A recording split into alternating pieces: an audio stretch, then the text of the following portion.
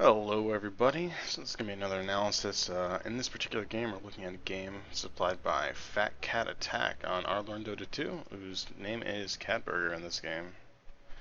I'll be playing Faceless Void on some advice on how to carry and what he did. So for perspective, this game is Elise plays. This is not a hero he plays all the time. Looks like he even randomed it, because those items, you too random to get that. So let's see what we got going on here. Those starting items are fine too. That's pretty good. He did first pick random it, which was make it a little rough because Lina is not fun. Against the core Lina, you're gonna get like there's a 75% chance that you get ulted and lose all your HP. When you play Void, generally the only tank item you'll have is like a BKB or maybe an Ags if you like playing Ags Void. I usually don't, but some people do. And even with those items, you're still only looking at having like 1500 HP. So in the best case scenarios, you can still remove like half your HP. Not very fun.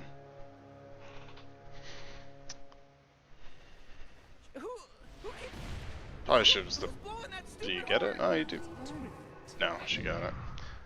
Oh, that's rough. Yeah, so as soon as you see like the Lina coming for this rune, there's like no point in going for it. Because she has an LSA, which is like a 1.5 second stun, right? 1.6. Which means she just has to cast it when the rune's coming down. And she automatically gets it. So you took way too much harass. You did a leap, which you should have known was bad. Oh, are you actually gonna die here? Yeah, you are. I didn't even... and you blew your salve now. That's also catastrophic. That's really bad. Yeah, so like, never go for, like, going for a rune isn't worth sacrificing your lanes. So you went for this, took tons of tank damage. Even if you walk to lane, you have to use like a few of your tangos. Like you'd be down like 3 of your tangos, so you only have 1 tango and a salve for like 100 gold. 100 gold, 100 experience. It's not worth it.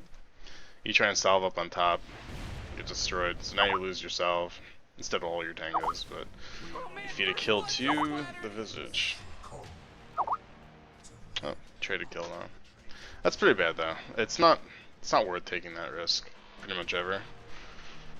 It's like, you don't really get much from it. And like, trying to do that and even skirmishing there will cost you a block too. Like, he didn't block at all. So this met like pretty in your favor. So you're missing like a creep wave and you could have had this under control. I don't know why. Okay, Dodo Buff showed you in a 1v1, so I guess this Lich doesn't stay here very long. But let's go back to your perspective and we'll see what happens. Oh, that's so rough. Does anyone have money? You should ask your Lich to buy you a TP scroll. I don't know if you know him or not, but even in pubs, if you just ask, someone will probably do it. Wait a few seconds, then walk if you have to. Because you missed, it's like a minute and a half when you finally get to lane. It's really bad.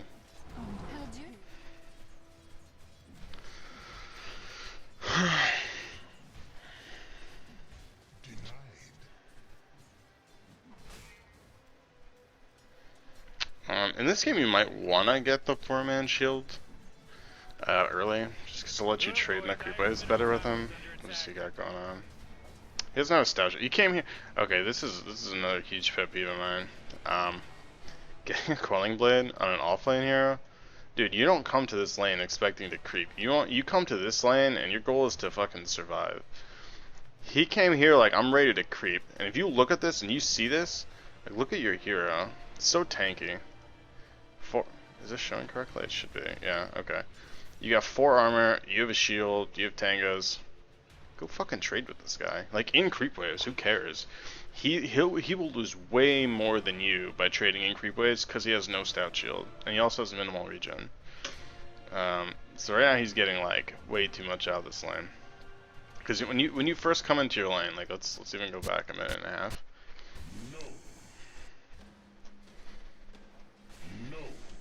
You get into this. What the? Oh, wrong player perspective. You should be able to see what he has. You're like, okay, so that creep wave is dead. Your Lich is being silly right here. And if he walks up to here, you attack him. You'll both aggro creeps if he attacks you back. And then as soon as you attack him, if he runs away, then you run over to here so you don't keep the creep aggro, or the creeps get pulled back. Which is fine to do. He's got this permanent DD effect on him. It's kind of weird. Oh no, he's just affected by a DD. Wait, what? That's not even possible. Okay, whatever.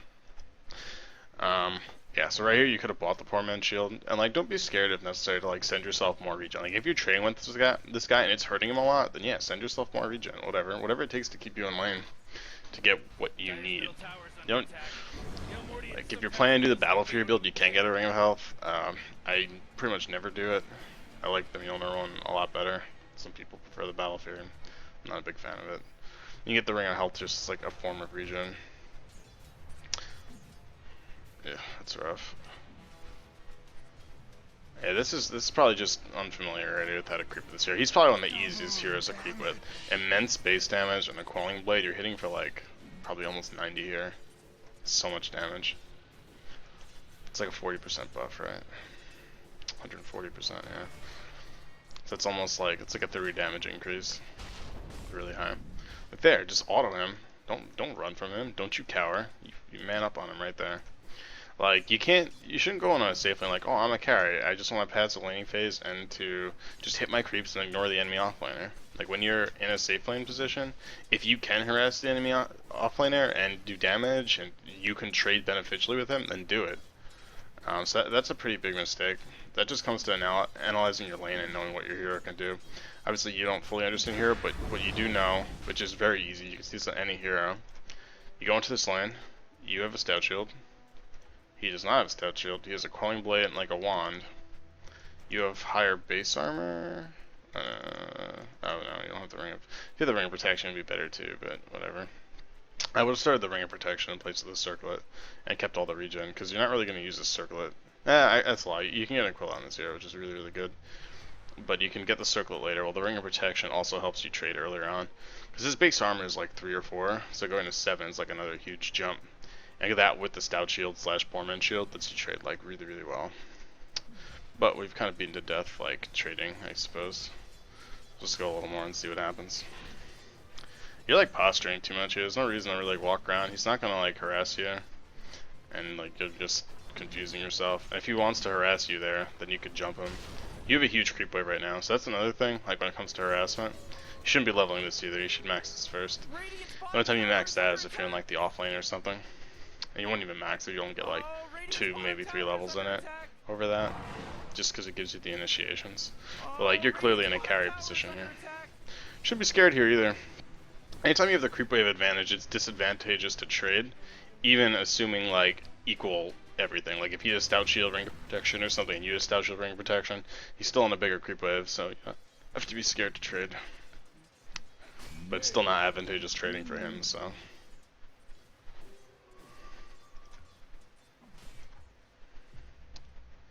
It's good. Air creeping him. He's getting way too much. I don't know why your Lich left this lane. He should be here.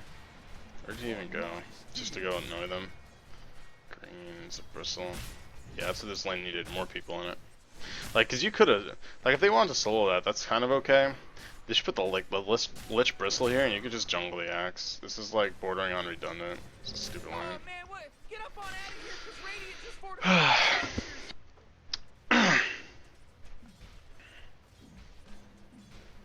Oh, do you get everyone? Yeah, you fucking do. That's good. You're like staying too far away. As soon as you, okay, this is like, you really shouldn't be scaling like this.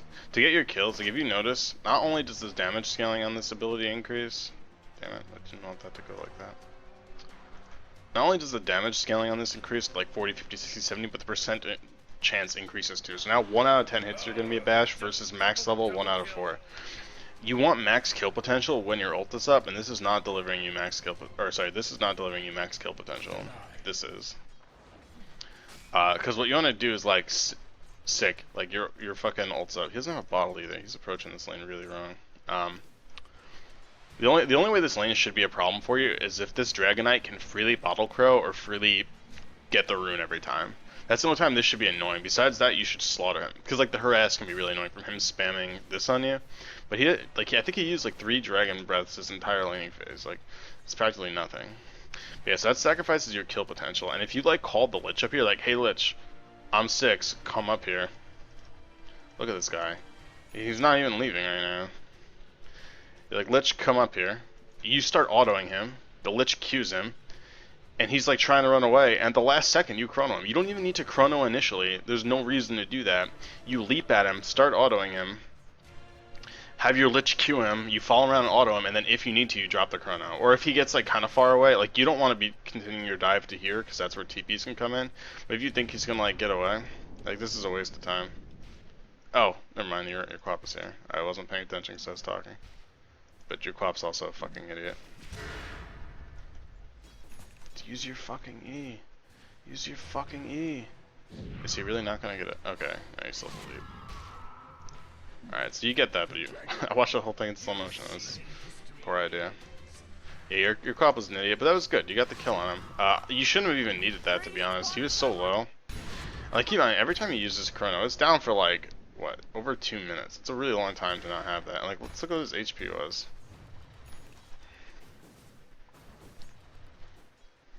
He walks up, your Quap's coming here. I don't want to watch his perspective. Watch a player perspective here. Okay, yeah, your Quap's TPing in. You auto him. No reason to chrono there. You just keep autoing him. The Quap blinks in, Qs him, E's him, and then you still have a leap. That guy's dead anyway. It didn't matter if you had the chrono. And she was playing kind of stupid, but yeah, I think you having the chrono. Yeah, her stream was down, so that didn't matter. But yeah, you probably didn't need the chrono there. So I mean, obviously you should always try and secure the kill, which is really important.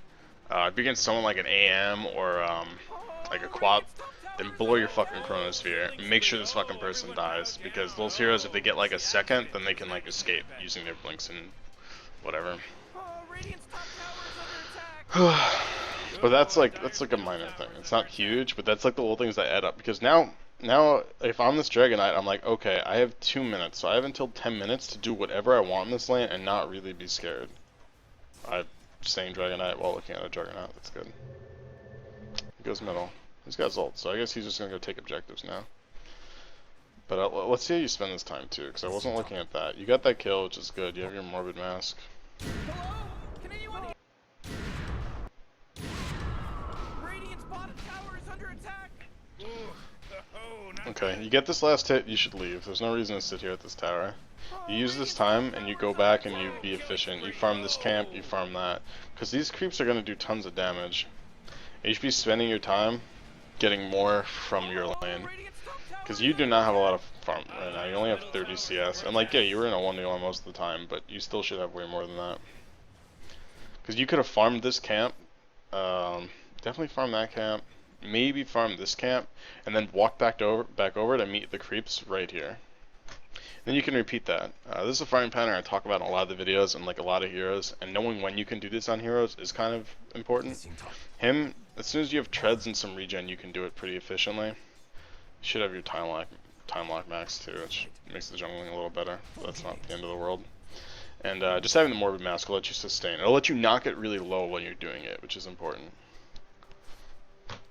Which is really what we're looking for, is that you're not gonna... Killing this camp isn't gonna bring you down to 100 HP. Like, if it costs you like 100 HP to kill this camp, that's fine. Because when you're over here autoing this creep wave, you won't be tanking creep damage, and you'll be regenning from your Morbid Mask. So like here, you should be autoing this creep wave down, pushing into the tower. Yes, this Juggernaut is gonna get stuff from that. But there's not like a whole lot you can do about that without sabotaging yourself. Because like right now you should be trying to get as far ahead as you can.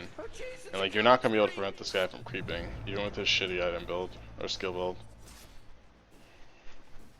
Like you're just wasting time. Like I guess you can't walk up to that really. You don't want to like tank it. Because that would be bad. But here it should be just autoing this down. I came very close to missing that one. Yeah, you should just be autoing this creep wave down right now and then doing the jungle stuff. Because the Jug can't feel safe to do that, and he also has no form of sustain, so you don't have to really worry about that. I feel like you're gonna die once this guy hits 6 though. That's my gut feeling. Okay, you do something smart. Does the Lich have ult?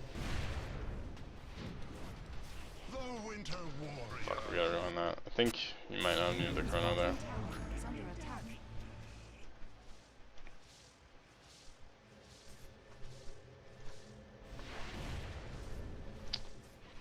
You should sleep on her.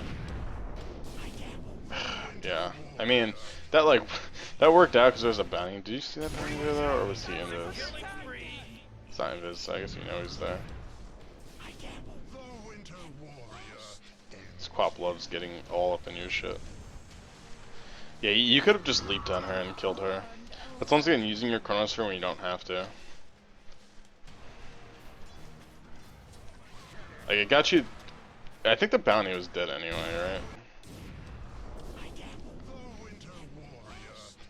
right? So he was showing, like, he was completely visible here. Yeah, he broke his invis for some reason before, I don't know, I guess to track. So he didn't even have invis at all. She was dead because she had just used her stun over to here. So her stun came back up during your chronosphere. And the quad would have been there to nuke her down too. All you had to do is leap. Because you're not scared of one, I think it's 300 damage nuke from her. It should be 320, yeah. So you're not really scared of that. You just care about the stun and getting comboed. And like even this wasn't gonna kill you. And you probably would have killed her before she could have used bolt. You probably would have killed her.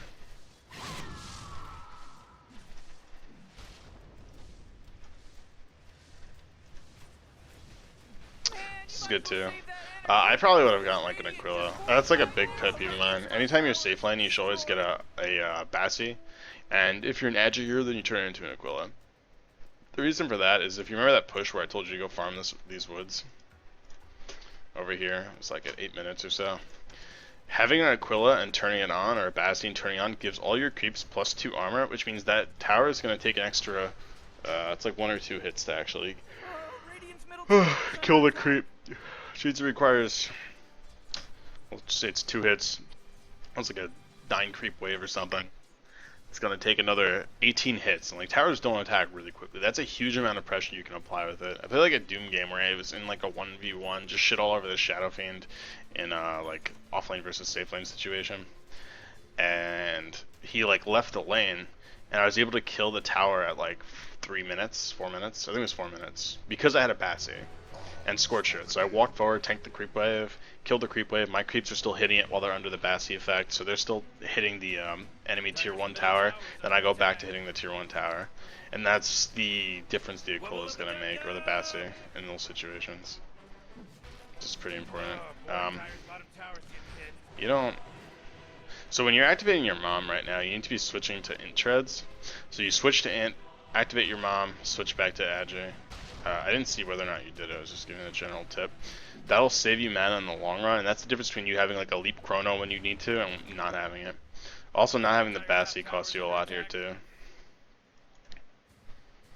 You also shouldn't be farming the woods when you don't have to be. Like, you were deep into this area when this lane was available. You just want to stick in this area and just farm all of this. I don't think that's clear, but you want to farm like here and here. You push the tower really far while you feel safe. Like right now, you know they're all in middle. You push here really hard. Double kill. Oh man. Push here really hard, get it to this tower, go back to your woods. I think, do you have a TP scroll? You do. You should be using your mom to farm, actually. I don't think I've seen you do that either. This is not just a killing item, this is a farming item. On Faceless Void, this increases your farm very, very exponentially. I don't know why you bought this server if you weren't going to build an Aquila or something. That's probably a waste. Pretty good chrono and you just died for it. Let's see what happened there.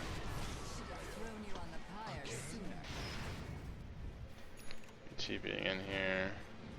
So you not having this max with your mom is also a problem. What do you do here?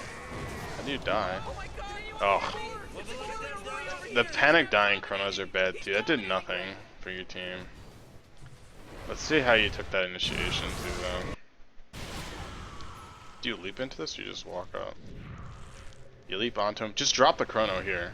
Don't wait for this. When you're in situations like this is scary. You know their whole team is here and they have to be relatively close.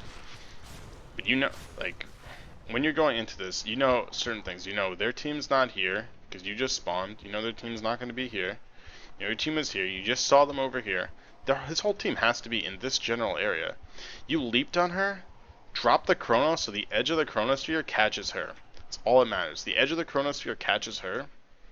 And then if you just do that, let's even check because I wasn't paying that much attention, but the edge of the chronosphere will either A, zone out the people who are here because they can't walk into the chronosphere without getting caught, or B, catch the people who are really close to her also in the chronosphere. It's not exactly hard. Should she get this kill? I doubt it. No, she runs away. If you throw this chrono... If you threw that chrono here, you would have caught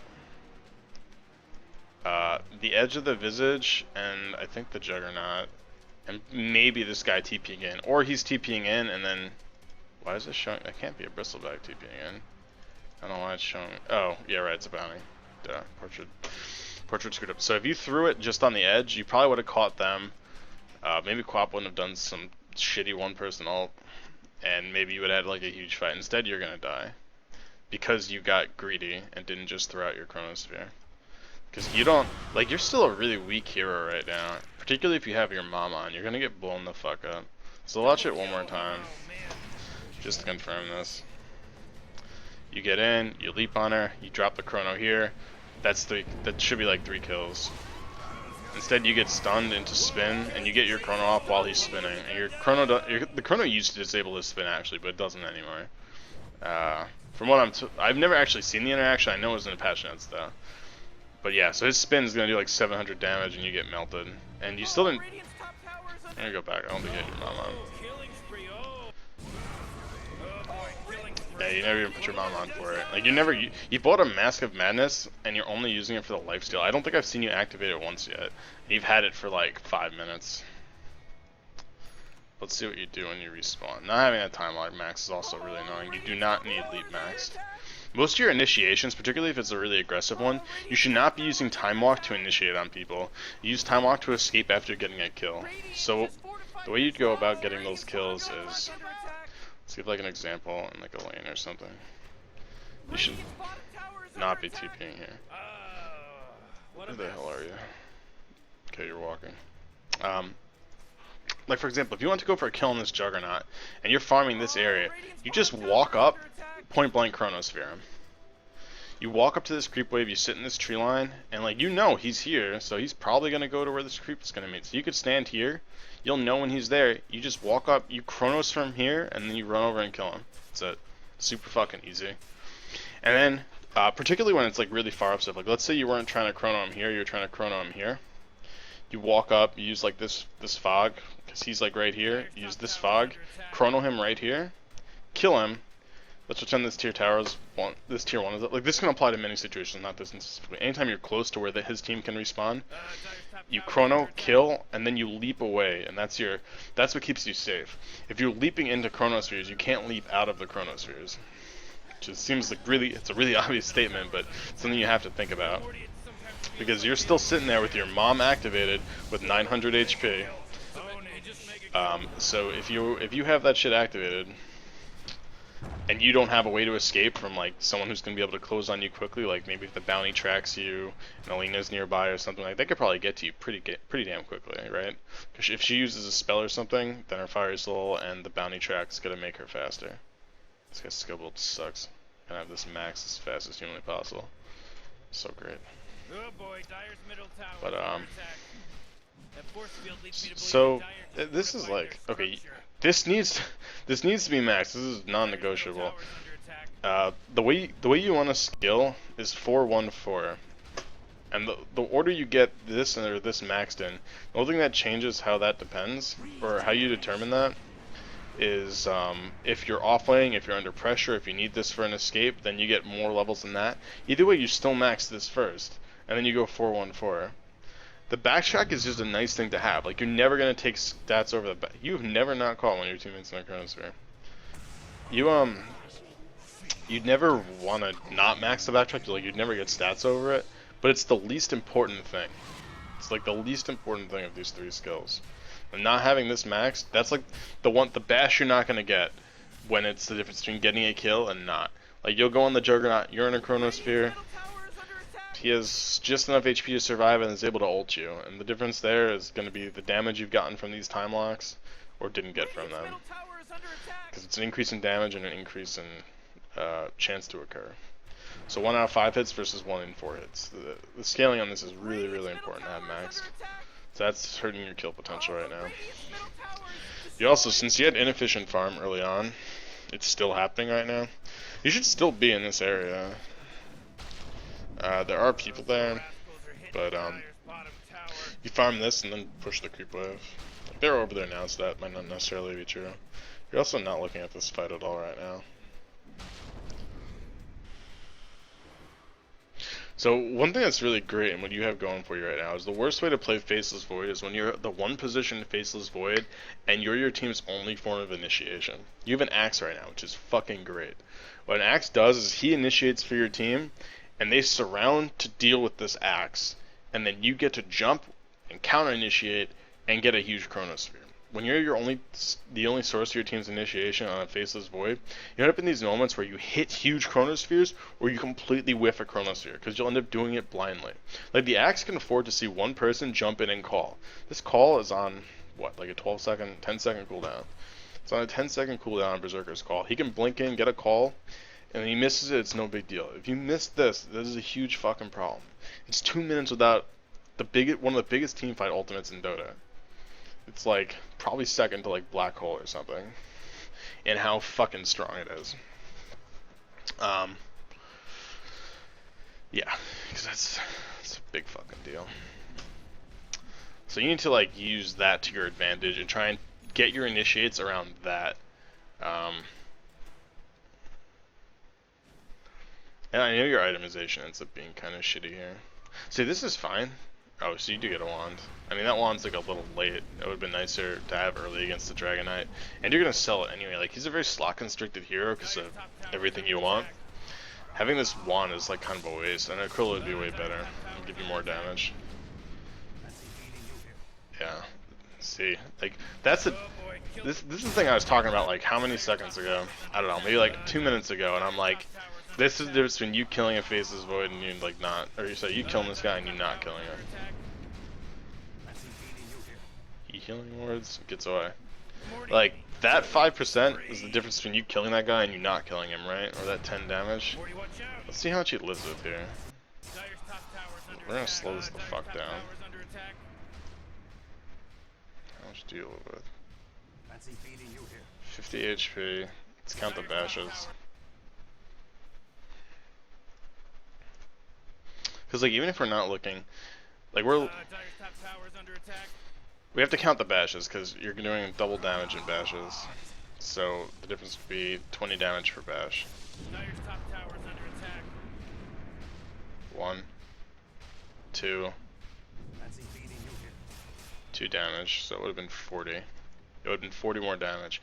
He barely survives that. He had 50 something HP. And we're not even calculating the 5% increase in chance to bash, which might have been one more bash. Like, you don't know. Maybe you need the one more attack for a bash. That's the difference between you killing him and having full HP and being able to stay in lane, and then him ulting you, nearly killing you and getting away.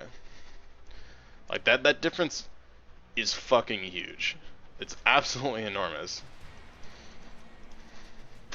And I don't watch these replays in advance. I turn on your replay and I start watching it as I start recording. So I know what's going to happen as I'm watching it. I had no idea that was coming. But yeah, so you have the Mask of Mana, so you don't necessarily have to go back to base. You want to make sure you're tread swapping when activating the Mom because your mana is really, really low right now. Particularly since you don't have the Bastion, because mana is hard to come by.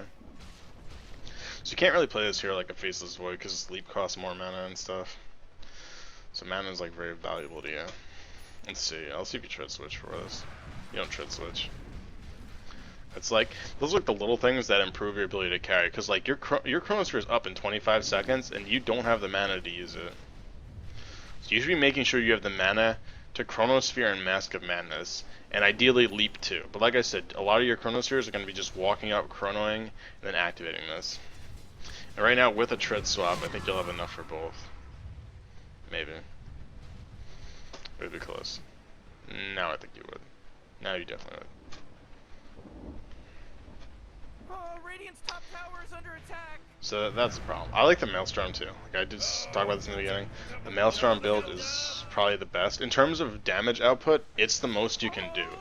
Because increasing its attack speed increases your time lock procs, which increases... These do double damage in Chronosphere. So the more attack speed you have, the more of those procs you're going to get, the more kills you're going to get. And then you're also going to get more Mjolnir procs.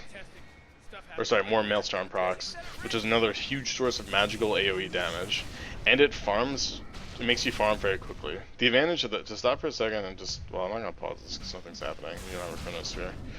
The only advantage of Battle Fury gets you, really, is one, it does let you farm faster. You will kill these camps faster, but it lets you kill ancient stacks, which Mjolnir Faceless Void can't really do quickly, because they're all magic immune. And a huge part of your ability to clear camps is the magic damage from the Maelstrom procs. Crit is fucking terrible. I hate crit with every fiber of my being. I'll talk about that in a second after that. So, going full Mjolnir is fucking great on this hero. It's absolutely incredible. The Battle Fury lets you stack and farm this. And stacking and farming this is functionally doubling the gold output. And the gold output from these is usually close to like 400, and I think it's like 350 experience. So, by stacking this before you kill, if you fit that into your farming rotation, like you farm out this whole thing, you get here by 53, stack it, then kill it, then go back into the woods, that's netting you 400 extra gold, which is a lot. It's half a fucking order club. You don't have your Chronosphere. I know you do. Cool. Let's look at how that TP went, because I wasn't looking at it from the beginning.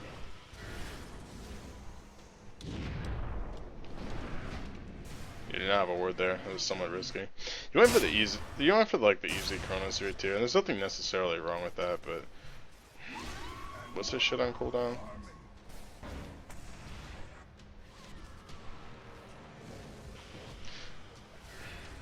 Selena's like a threat to nobody right now.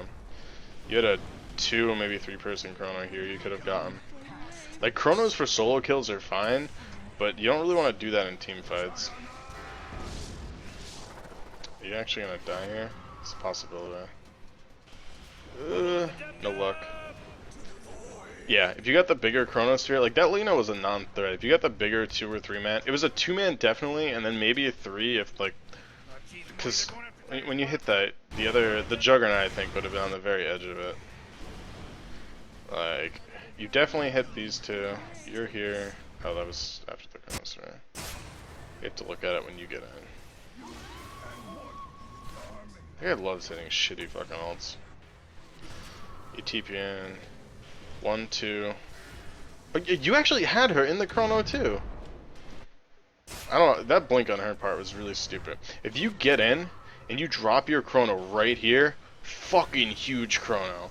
Huge chrono. Game winning team fight. Let's see, what's your team status right there? She just blinked out. Baller ass chrono. Even if she blinked out of that, which I think is what she was going for. I think that's why her blink was so shitty. I don't think she wanted to go there necessarily, but she wanted to avoid your Chronosphere, which is what you should have had. Because her blink was even slow. We're gonna watch it again. I want you to bask in this moment of what should be your absolute shame. You walk that way. There's no reason to walk that way. We're watching this again. We're gonna bask in your eternal torment, and you're gonna understand why this is bad. You get in, your TP finishes at 15:11. It's a second blink later. I'm pretty sure if you did it instantly when you got in, you got her. Instead you go for the shit Chronosphere on this person who's useless right now. I also hate this shit. People like commit on getting shitty half items on this here. I don't really know what happens there. People commit on getting shitty half items. Full Mjolnir, you can put that charge on yourself. You can put it on your Bristleback, who's kind of tanky. And them trying to kill the Bristleback will do tons of damage. So Mjolnir active is really fucking great. I don't know why people get the Maelstrom and then stop and get a shit crit. I call it a shit crit because it's not the full crit. It's bad. Crit is also fucking terrible nowadays. This is really shitty too. So full Mjolnir would give you greater solo kill potential than even this stupid little crit. Because you get more time lock procs, which do huge damage early on, because magical damage is better early on until they have like BKBs and immunity and shit. And physical damage is better later on.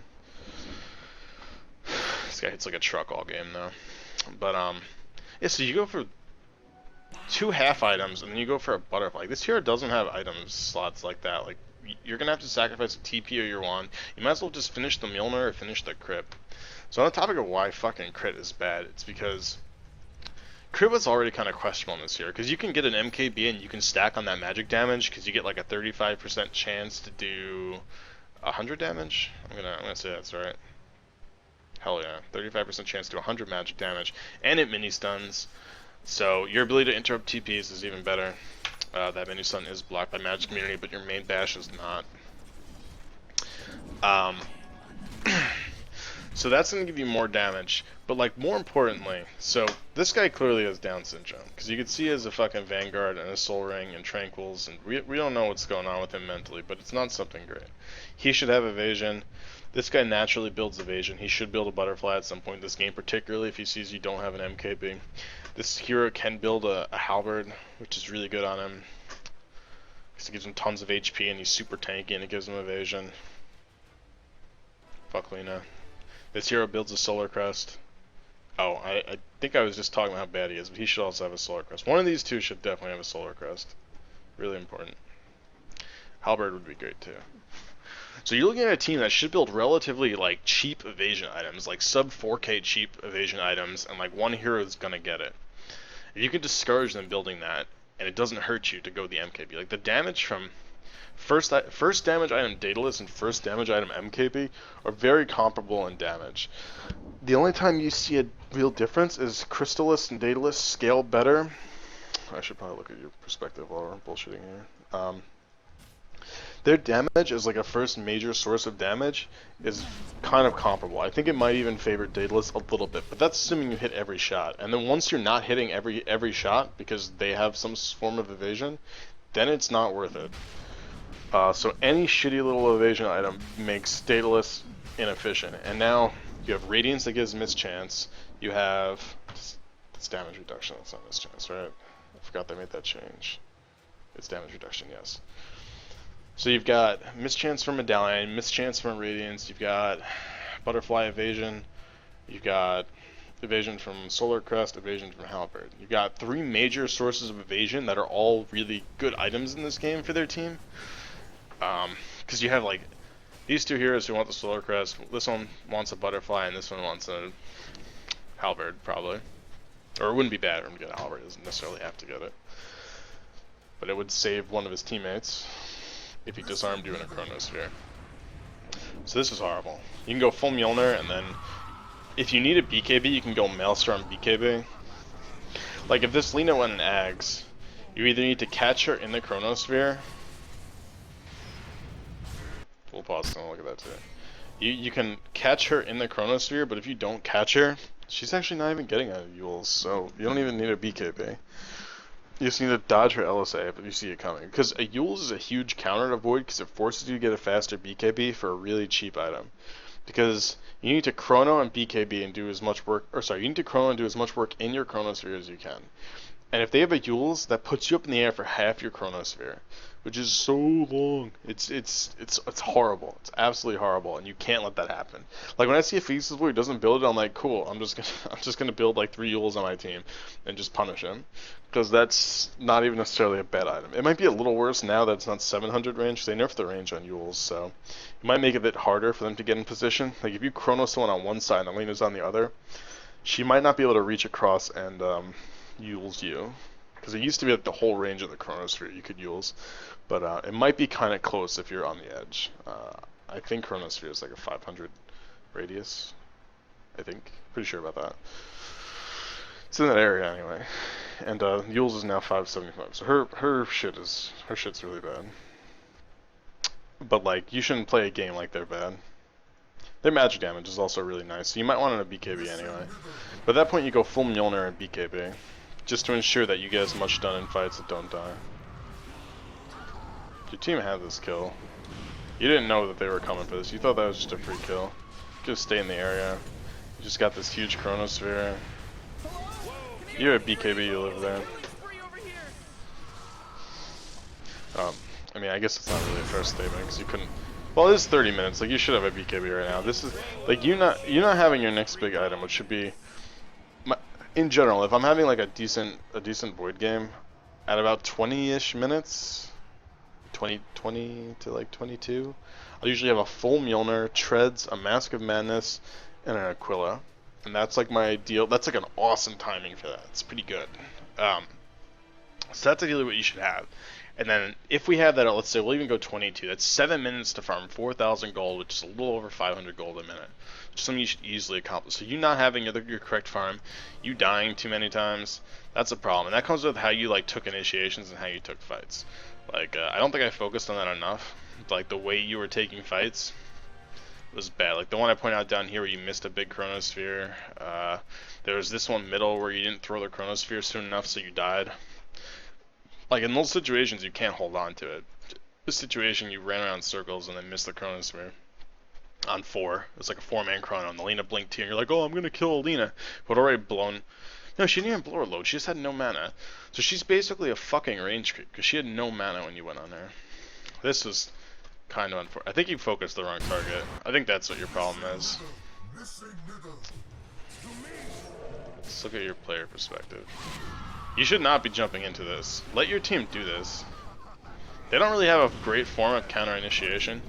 Okay, you see her. You need to run through her and kill her. She is a problem for you. You focus on the tankiest person and ignore the person with 200 HP at the back who can nuke you down to nothing. That was a huge blunder on your part. You shouldn't have blinked here. Or sorry, you shouldn't have leaped here. You should have waited and either backed up or did something else. I was just greedy and like the best case scenario is you kill steal. Yeah, you could have killed this Lina. Alternatively, if you had a BKB or if you prioritize targets correctly, like the Lina is a problem just for the exact reason we just saw. And you could have solved that by either killing her first and then going into the DK, or having a BKB, or whatever. It didn't matter which. That's a huge chrono, and you died because you fucked up. Like, how did they just trade 2 for fucking 3? Like, that should not be fucking allowed. And the first kill has to be the bounty hunter, right? Get a huge kill on the bounty hunter. Awesome, awesome. Oh, he gets nuked down initially. You get a huge chrono, huge ult, huge ult. How does this not go your way? I would feel like shit after this fight. Like, how do you hit a 3-man chrono, a 3-man this, a chrono with a lich ult, after getting a pick off on a bounty hunter and lose that fight? That is horrible. That's horribly awkward. See what Axe? No Axe. Oh. And that's because you didn't prioritize. If you prioritize targets correctly, your team wins that fight very easily. But you still have the most farm in this game, but like right now you should have closer to like 250, 280 creeps.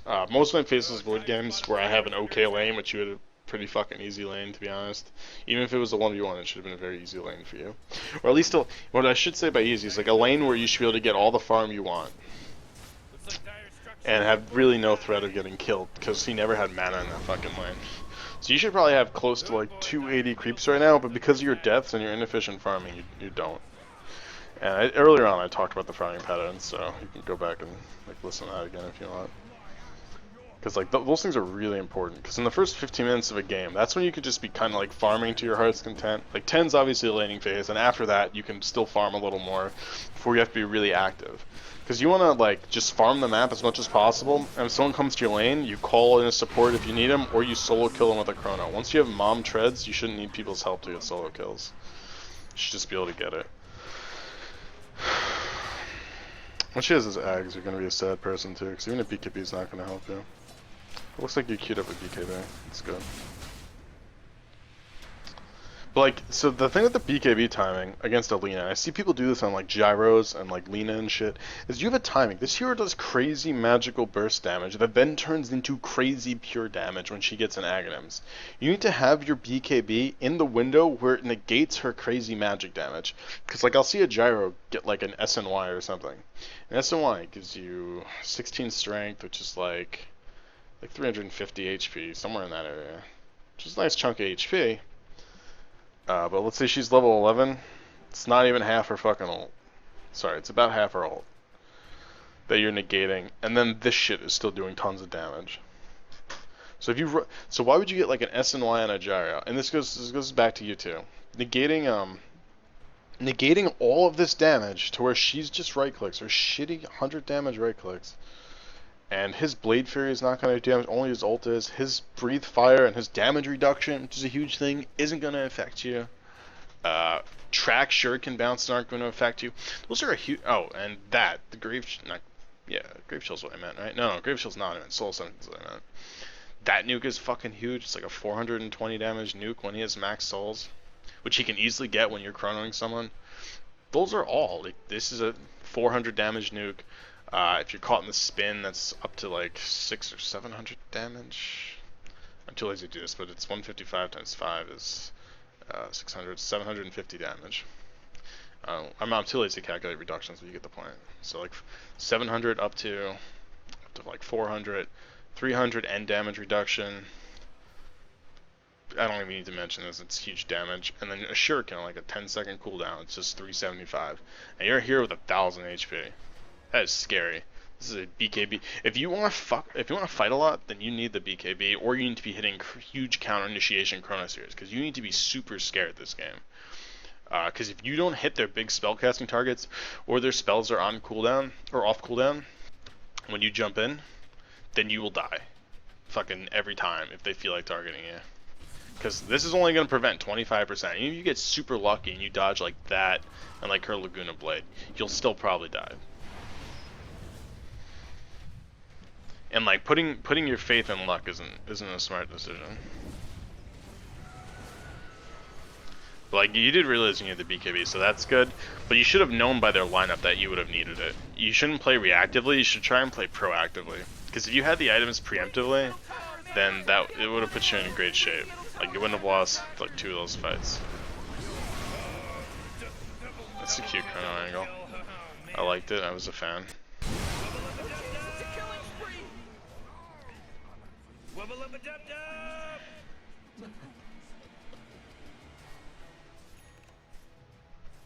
Did I not rewind this enough? I did not. I don't know what. Let's go and look at cooldowns. So that's cute. He is not important. You need to kill her. Yeah. You chose not to kill her and you lost half your HP for it. That's not worth it. Like this is stupid. They don't have a silence. The only reason you get a Yules on a hero like a Quap is that they have a fucking silence. Like when Storms get it, the only reason a Storm Spirit builds a Yules is to counter a silence without needing to rush a BKB, which would really hurt them. So like the Yules kind of gives you like the regen and the int for like farm and damage and shit, and lets you like farm and solves the silence problem. But like in this game, fucking silence to that. Oh wait. Oh no, he had an Orchid. Okay, my bad. I'll take that back. Still, he should have way more items at this point. But he's not the person we're criticizing or analyzing. You give up the BKB and go back to the butterfly. I mean, clearly doing damage there wasn't your problem. If you had the BKB, you could have killed both of them without losing any HP.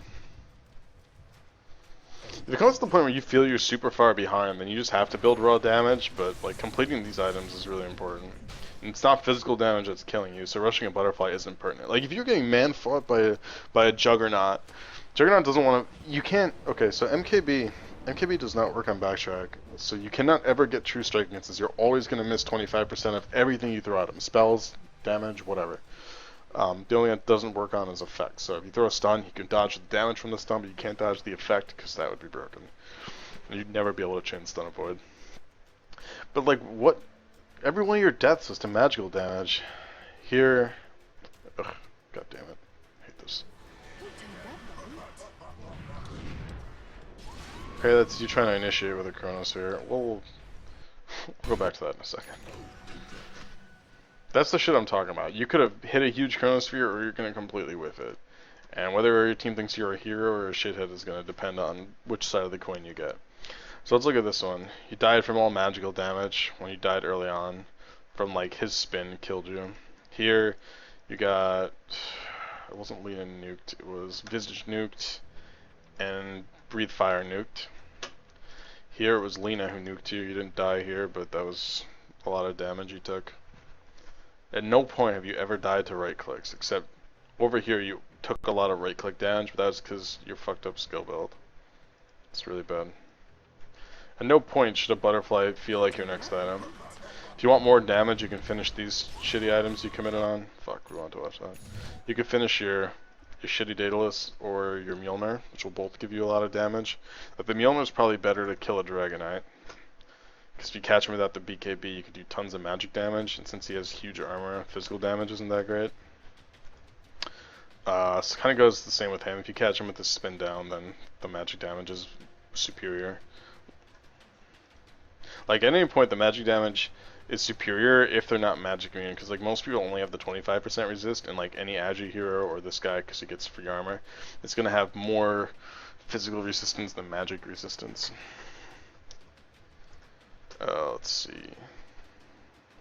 Dig in. Whatever. Yeah, Butterfly was not the item here. I would just finish. You could finish the Daedalus and finish the Mjolnir, or get a PKB. If you think you can't win the game unless you like get a chrono and kill everyone in that 5 seconds, then yeah, go full damage. But that's not the damage item. That's the damage item that makes them get an MKB, which annoys people against Faceless Void because it only helps against the Butterfly, which is not a bad item on you anyway. And it stacks with this for like 50-something% miss, I think. It's huge. It's really, really good. I love the Butterfly and Void, but it's still situational. Like if I want to man fight a Troll Warlord, I'll get like an MKB Butterfly, and that Troll Warlord will be pissed, and he'll feel my wrath of missing every fucking hit. Same thing goes for a PA. MKB Butterfly, and laugh as they miss you, and laugh as you're true striking on them, and you'll just laugh your ass off. Yeah, that's a game losing decision.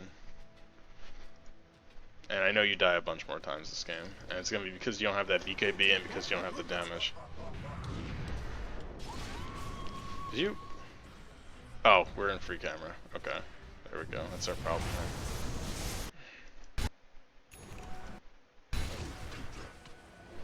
You know this fight's going on. You see him.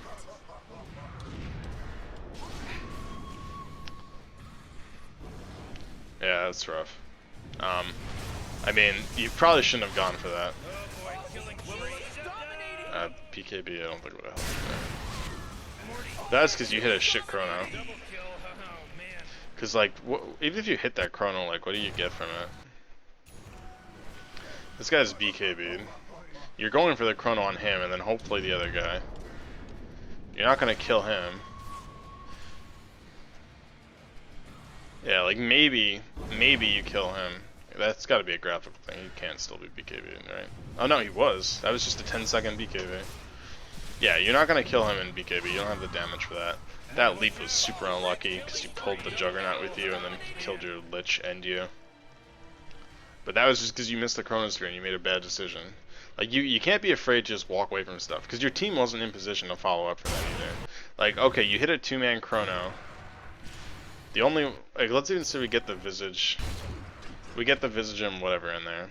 Quap's not nearby. Lich isn't nearby. Those are the 2 people who really benefit from your ult. The only person nearby is, well, he's dead, so there's no Axe. And your Bristle's really far away. Maybe the Quap could, yeah, so the Quap could have gotten there in time to maybe get an ult off, but this is a horribly unorganized fight. You don't want that, because like I said, the benefit to your lineup is this Axe is giving you initiation, which then lets you get Chrono Spheres, because like, who gives a shit? This Axe can blink in and die, and you're laughing. You don't care at all. And the reason you don't give a shit at all is because he can die, and they're gonna converge on him, and then you get a huge Chronosphere. But he's dead, you jump in, you missed your Chronosphere because they were already long done with that kill, and it was just a real poor Chronosphere, honestly. Like, you could have solo chronoed the DK without even using your leap. And, you know, that's just the way shit happens, but you'll have those moments where you just play poorly, because, like, at this point, you should know that the only way you win the game is if you do really, really good stuff. Well, I guess you shouldn't feel that way. You know, your Quap's hitting big ults now. You got a Lich ult. You just need to hit a good Chronosphere. Like, honestly, I would never feel bad in this game unless my Chrono's on cooldown and we didn't get shit for it, which is what you just did.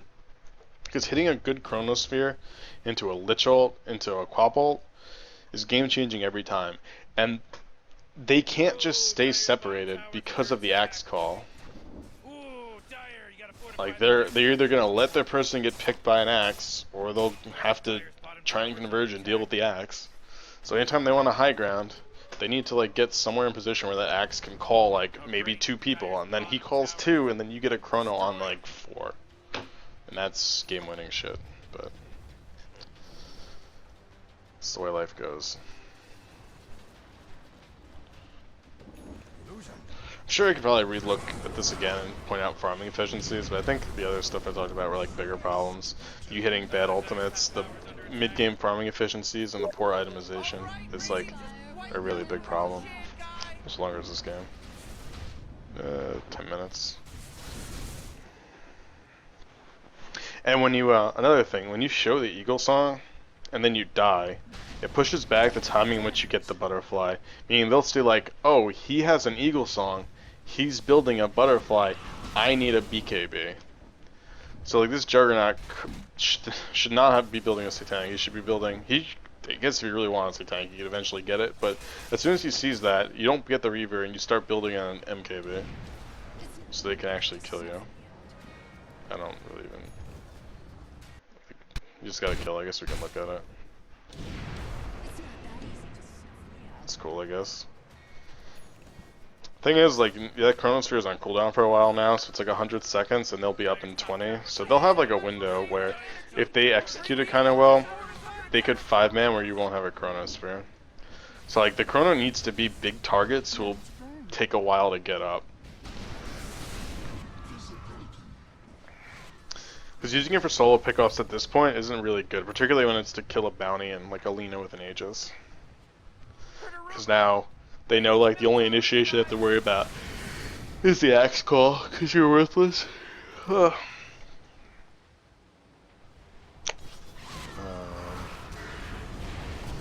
get caught out.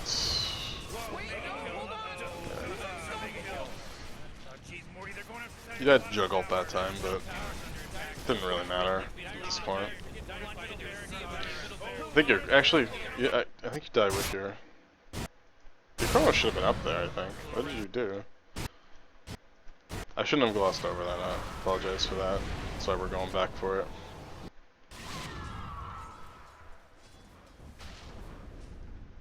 Okay, you can't be in the front farming like that. Remember, you're the counter initiation? I don't know, your bristle should be the one farming. So if you're in a situation like this, okay, you're gonna know their posturing here, right? You see a few people, you see 3 people. Your bristleback should be the one farming here. He's jerking off over to the side. Like, he's not particularly tanky. He's not like, oh, I'm a super fed, unkillable bristleback. But he's definitely not a 1400 HP Faceless boy with a Mask of Madness.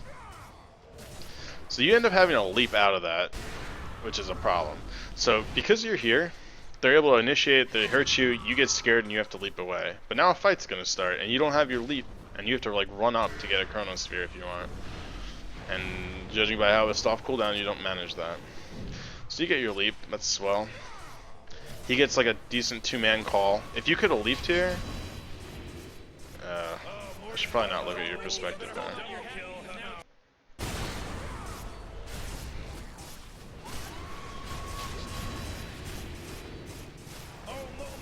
What the fuck happens here? Did Jug have a blink? Oh, he just... Oh, that was some... I guess there's not much else he could have done. But, like, that's barely at the blink range. Ults? Oh, that is a brutal Jug ultimate. If he just stayed on that bristle, you guys may have won that fight.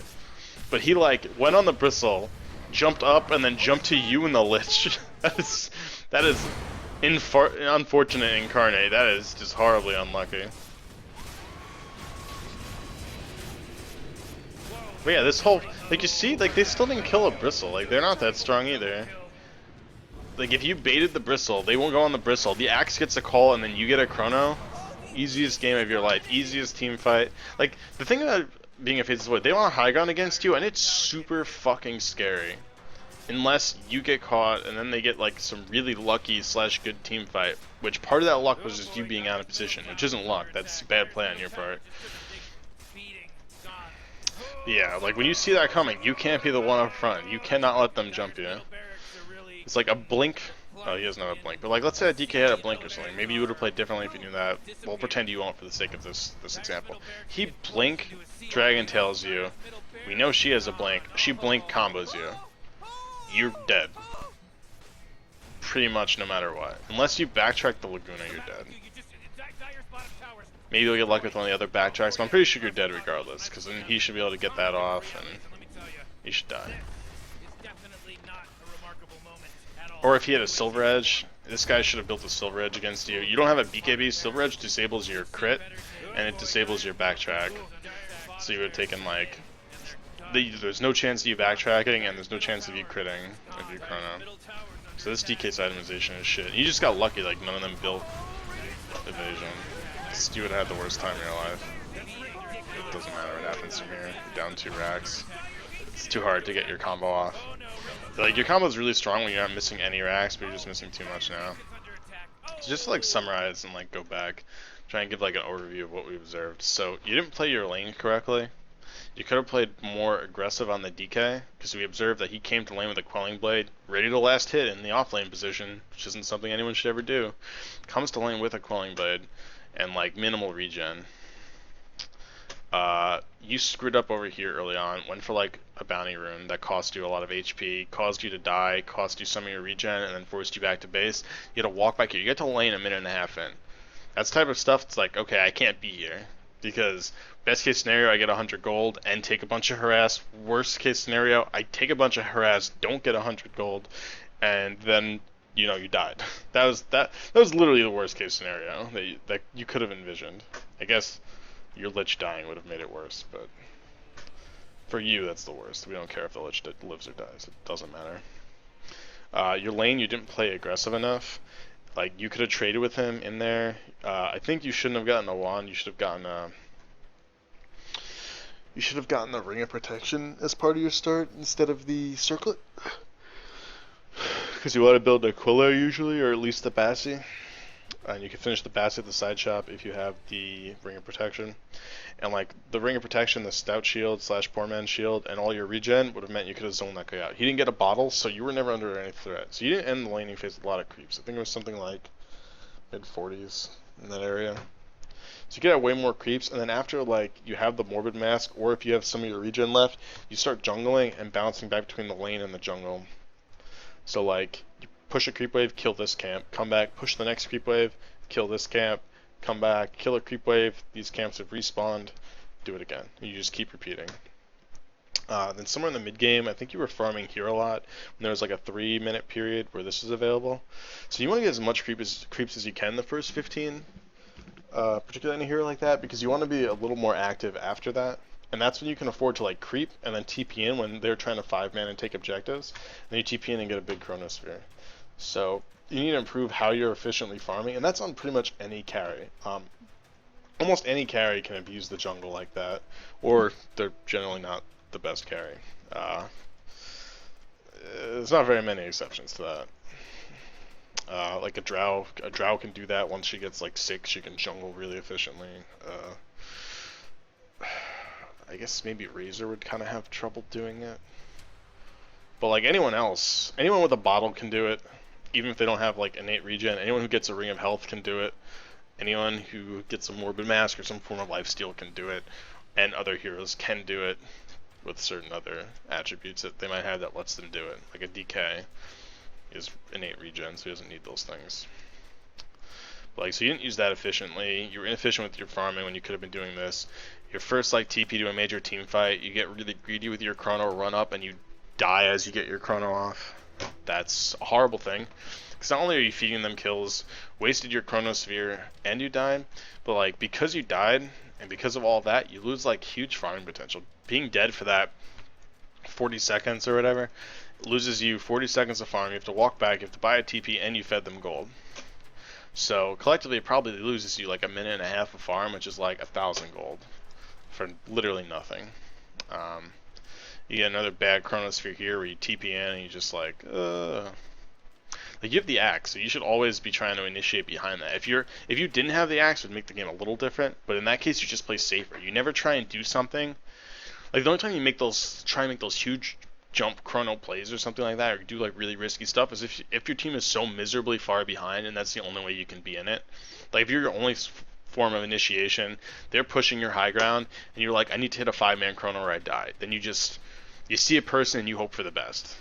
But that's still like, that should only happen in like 10% of your games, 20% of your games, where you should feel like you're in that bad of shape and you don't have initiation. Because you could be in that bad of shape, but because you have the axe, you can still reliably get those big 3+ man chronospheres.